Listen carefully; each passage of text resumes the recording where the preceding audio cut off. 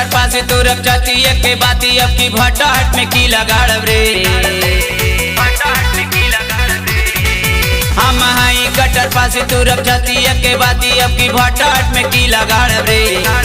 हम हाई गटर पासे तू रख जाती है के बाती अब की भट्टाहट में की लगाड़ रे। पासवान जी के चेला लगब रे तो डोरी है पेडेला मारब रे।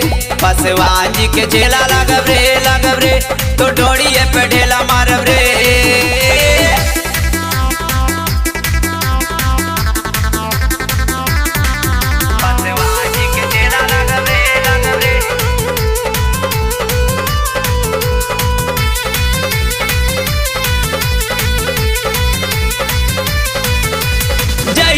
देखले बानी भाई बानी पागल बट जमाना तोरा पीछे अब लागल।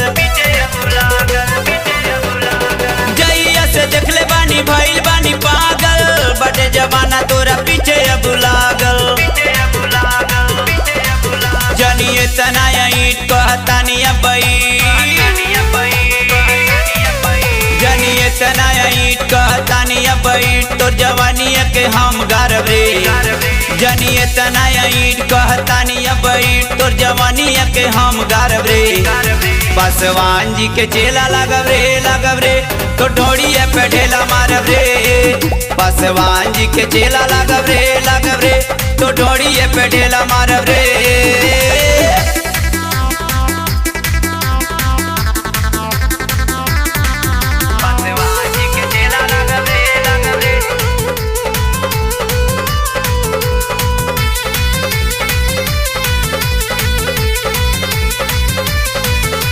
गोर बसूरत तोर गोर बदनिया गोरे गोरे गलवा पतील के निशानिया। गोर बसूरत तोर गोर बदनिया गोरे गोरे गलवा पतील के निशानिया। काहे इतना अगरा ले नाही के उसे डेरा ले। काहे इतना अगरा ले नाही के उसे डेरा ले तोरा लांगा धक्के हम फारब रे। काहे इतना अगरा ले नाही के उसे डेरा ले तोरा लांगा धक्के हम फारब रे। पासवान जी के चेला लगब रे तो डोरी है पेडेला मारब रे। पासवान जी के चेला लगब रे तो डोरी है पेडेला मारब रे।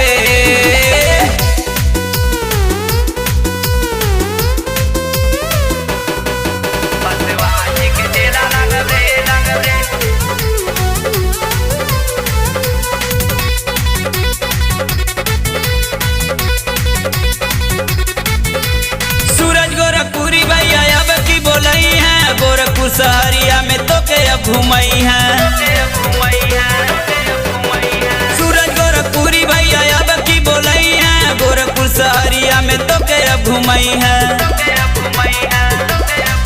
कहे संजय जैनपुरिया खाटी हम गोरखपुरिया। कहे संजय जैनपुरिया खाटी हम गोरखपुरिया तोर गाल धके हम काटब रे। कहे संजय जैनपुरिया खाटी हम गोरखपुरिया तोर गाल धके हम काटब रे। पासवान जी के चेला लगब रे तो डोरी है पेडेला मारब रे। पासवान जी के चेला लगब रे तो डोरी है पेडेला मारब रे। हम हाई गटर पासे तू रख जाती है के बाती अब की भट्टाहट में की लगाड़ रे। हम हाई गटर पासे तू रख जाती है के बाती अब की भट्टाहट में की लगाड़ रे। पासवान जी के चेला लगब रे तो डोरी है पेडेला मारब रे। पासवान जी के चेला लगब रे तो डोरी है पेडेला मारब रे। Rudra recording studio Gorakhpur. Mobile number 8423